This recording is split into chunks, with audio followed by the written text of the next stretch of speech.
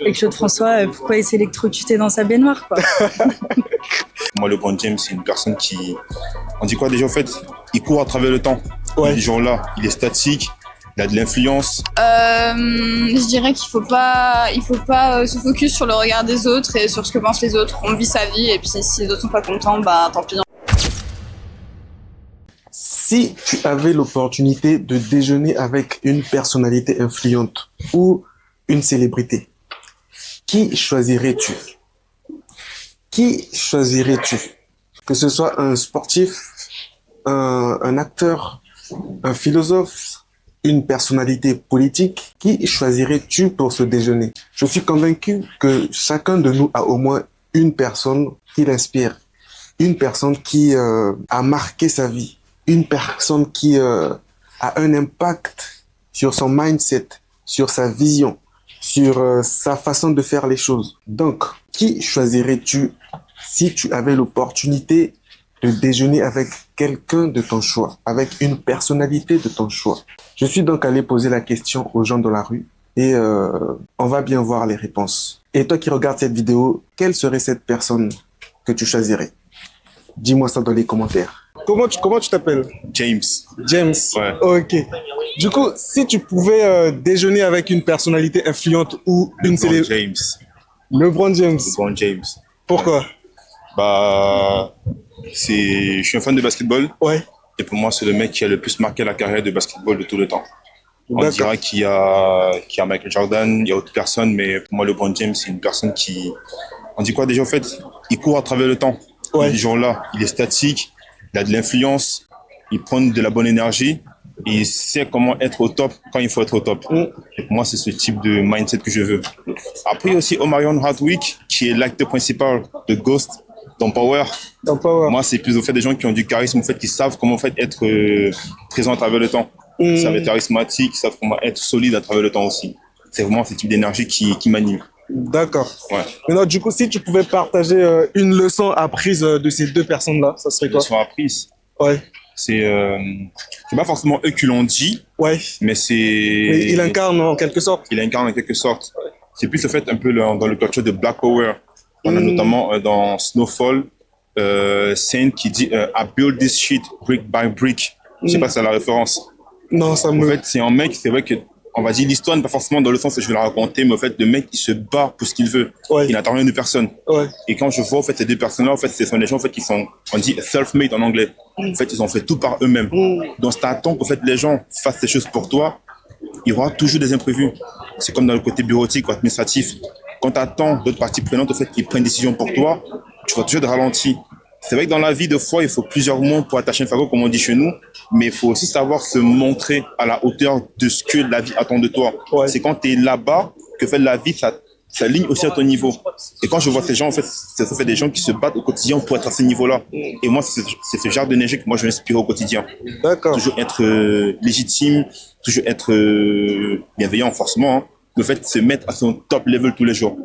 C'est un peu ça. Tu as répondu un petit peu, mais en fait, j'allais te poser la question de savoir si on peut vraiment être self-made man. Est-ce que c'est quelque chose de possible dans la vie? C'est possible. Tu l'as un peu fait, tu l'as un peu dit? Ouais. Pour moi, la seule limite, c'est ta confiance et ta créativité. Hein. Parce qu'on dit tous qu'au fait, on a la capacité de pouvoir faire certaines choses. Malheureusement, le côté handicap, on va dire physique, mais ça n'empêche pas que tu peux exploiter un talent qui est inné en toi. Quand tu regardes par exemple The Voice Kid, récemment là, qui était à la finale, je pense ce week-end dernier, c'est une fille, on va dire, avec certains désavantages qui a pu gagner, mais elle a su exploiter certaines parties d'elle qui n'étaient pas forcément accessibles à tout le monde. Et du coup, elle a une voix qui est juste majestueuse.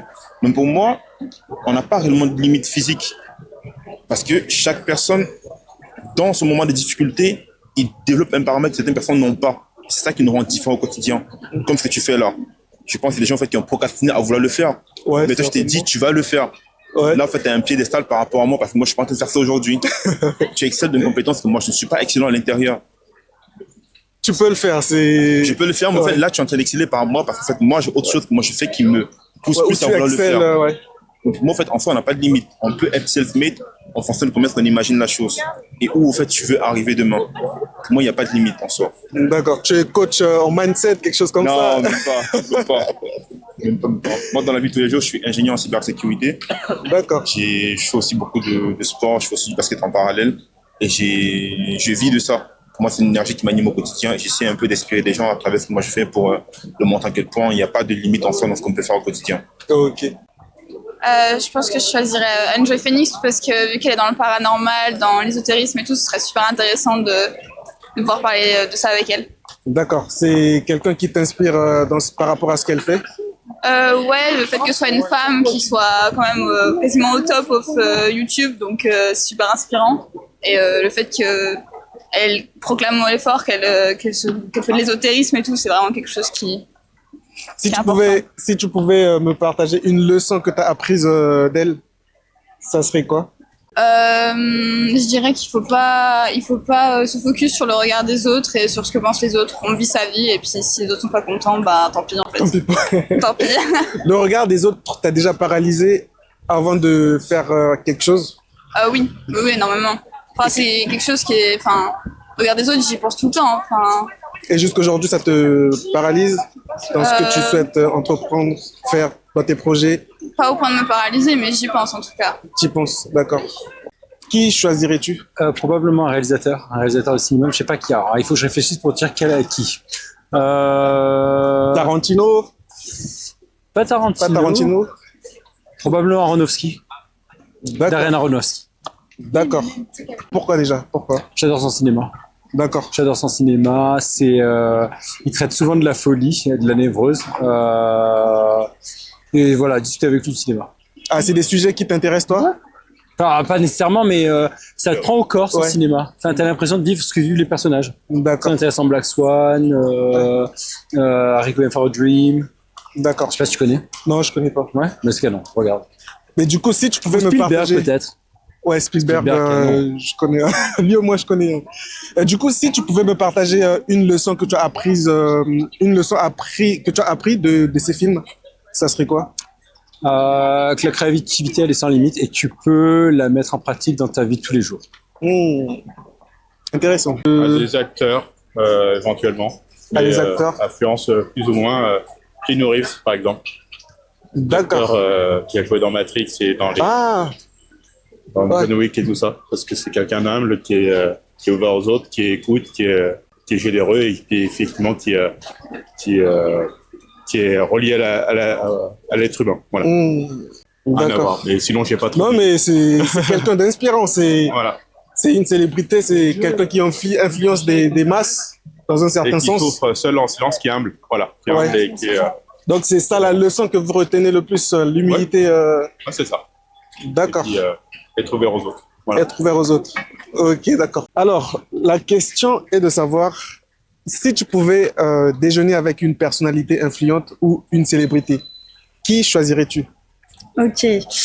C'est difficile comme question. Hein, Ouais, j'imaginais pas qu'elle serait aussi difficile pour les gens. Ouais. Je pense que je choisirais plus un chanteur un peu des années qui datent, un style Claude François ou Dalida. Claude François ou Ouais. Dalida, ouais. Parce que j'avais vu leur biopic et tout au cinéma quand j'étais petite. Et du coup, ce serait plus pour leur poser des questions sur un peu comment ça se passait à l'époque, au niveau des fans, etc. Et Claude François, pourquoi il s'est électrocuté dans sa baignoire, quoi. Ouais, ça serait une bonne question pour. Ouais. Du coup, tu as une leçon apprise de ces personnes-là qui te vient à l'esprit?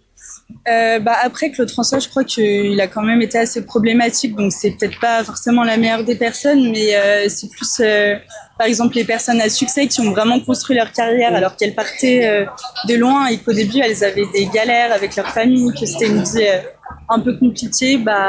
Je trouve que c'est inspirant parce qu'elles ont réussi à s'en sortir toutes seules en se démenant, et du coup, ça montre que dans la vie, quand on veut quelque chose, faut tout donner pour l'avoir.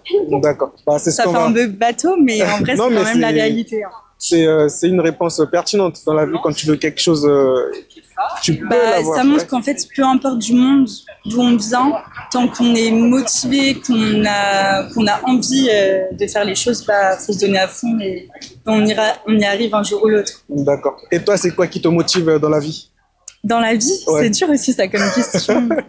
J'ai des Bah, questions difficiles apparemment. Que des questions Ce qui difficiles. me motive dans la vie, en vrai, Qu'est-ce qui te fait... ce qui m'aide à aller là où j'ai envie d'aller, plutôt je détourne un peu. Bah, c'est surtout en vrai mes proches. D'accord. Quand tu as des proches qui sont motivants, qui sont derrière toi, qui te complimentent sur ce que tu accomplis, bah, je trouve que ça t'aide encore Ça plus te- à te surpasser.